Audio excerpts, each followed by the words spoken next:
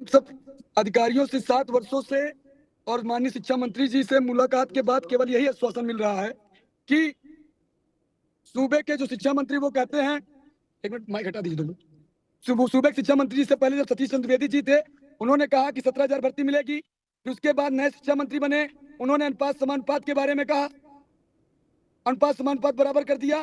फिर कल हम सब इसमें आयोग के धरना पर सर बैठे हुए हैं। ये जो सैकड़ों छात्र जितने आप देख रहे हैं, सारे छात्र आयोग के गेट पर रात दिन बैठे हुए हैं। इसलिए बैठे हुए हैं क्योंकि इस बार फिर आयोग हमको झूठा आश्वासन दिया है।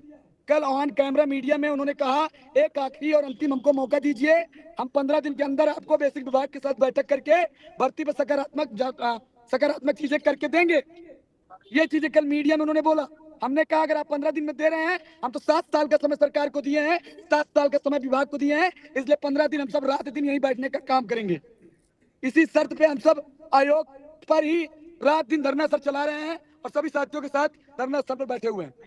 ठीक है रजत, मैं बीजेपी के पास चलूंगा। पहले संजय सिंह जी, आपने नौजवानों को सुना कुछ। मैं जो इस पूरी बड़ी समस्या के जो हाइलाइट्स मेरे दिमाग में है वो एक ही है, मुझे वो तकनीक समझाइए जिस तकनीक से 7 वर्षों में हजारों अध्यापक रिटायर हुए होंगे, कुछ दुर्भाग्य से दिवंगत हुए होंगे ऑन सर्विस, उन सबके बाद भी विधानसभा में अनुपात समानुपात बराबर हो जाए। ऐसा गणित मैं समझना चाहता हूं आपसे कि कोई तो खोज लाए होंगे एआई से, किसी से अधिकारियों ने कुछ तो गणित लगाया होगा ना, वो मुझे समझाओ।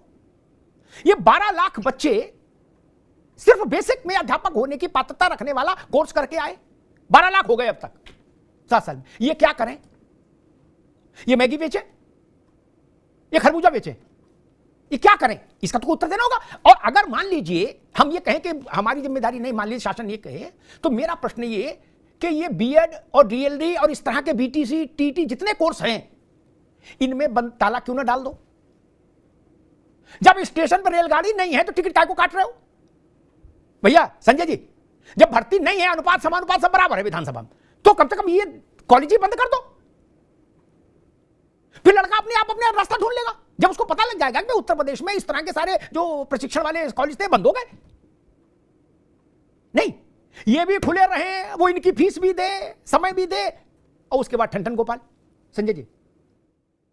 नहीं, भाई साहब, योगी जी की सरकार इस मामले में बहुत संवेदनशील है और जो रजत जी जो इस धरने का नेतृत्व कर रहे हैं, सरकार इनके साथ है। इनकी चिंता संवेदना पर बहुत गंभीर है। पूज्य योगी आदित्यनाथ जी खुद कह चुके हैं कि हमें शीघ्र भर्ती करानी है। 1,93,800 कुछ अध्यापकों का भर्ती होनी है, थी नहीं, मतलब मैं क्षमा मांगता हूँ। तो और उसके लिए कार्य योजना भी बनाई गई थी और भारत सरकार से भी प्रोजेक्ट अप्रूवल बोर्ड की जो बैठक हुई थी उसमें भी पास हुआ थी कि क्योंकि शिक्षा कोकरेंट लिस्ट में है तो स्टेट और केंद्र के उसमें आता है। लेकिन जो सरकार का एजेंडा है, मार्च 2026 तक 1,81,276 प्राथमिक विद्यालयों में और 12,856 माध्यमिक शिक्षा विद्यालयों में नियुक्ति की जानी है। 3 चरणों में होनी है, बिल्कुल स्पष्ट है।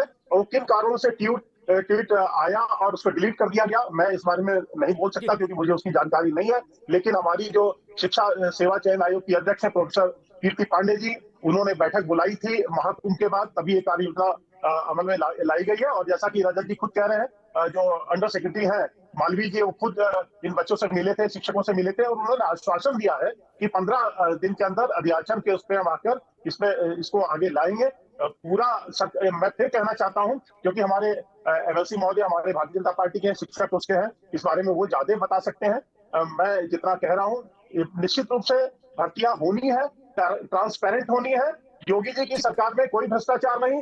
इसी रजत जी, एक बात का तो पूरा आश्वासन रहिए आपको जो पिछली सरकारों में जो दक्षिणा घूस देनी पड़ती थी, योगी जी की सरकार में ये बिल्कुल नहीं है। आपकी जो मेहनत है वो रंग लाएगी और आपको एक भी पैसा कहीं भी भ्रष्टाचार के रूप में खर्च करने की आवश्यकता नहीं।